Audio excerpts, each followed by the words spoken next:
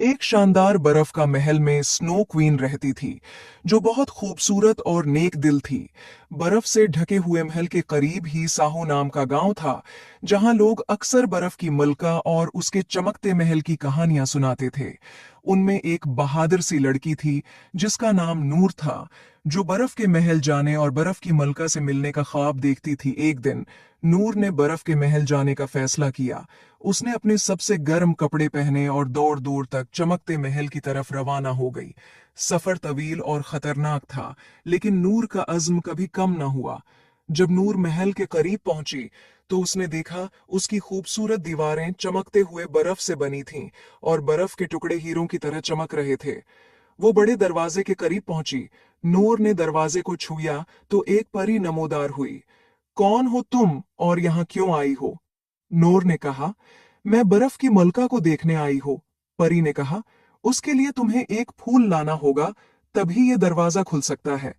और वो फूल तुम्हें जंगल में एक झील के किनारे मिलेगा। और परी ने नूर को एक जादुई सितारा दिया, जो चमक रहा था, और कहा, ये तुम्हारे काम आएगा। नूर ने जंगल में जाने का फैसला किया। जंगल में चलते चलते वो एक झील तक पहुंची और उसने वो फूल तलाश किया। नूर ने फूल को देखा और उतारने की कोशिश की, तो बहुत से मगरमच्छ ने हमला कर दिया। नूर देखकर डर गई, मगर फिर उसने बहादुरी से उनका मुकाबला किया और फूल हासिल कर लिया। नूर फूल लेकर महल गई। दरवाजा खुद ब खुद खुल गया। महल के अंदर हर चीज बर्फ से बनी थी, फर्नीचर से लेकर नाजुक फानूस तक। अचानक बर्फ की मलका जाहिर हुई, जो खालिस सफेद लिबास और बर्फ के क्रिस्टल का ताज पहने हुई थी। खुश आमदीद नूर, मैं तुम्हारा इंतजार कर रही थी। तुम्हारी बहादुरी और अज़्म ने तुम्हें यहां तक पहुंचाया है। नूर हैरत ज़दा होकर झुक गई।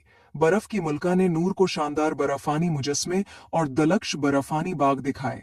जब सूरज गुरूब होने लगा और बर्फ पर सुनहरी रोशनी बिखरने लगी, तो बर्फ की मलका ने नूर को एक खास हार दिया, एक बर्फ का लाकट जो जादुई रोशनी से चमक रहा था।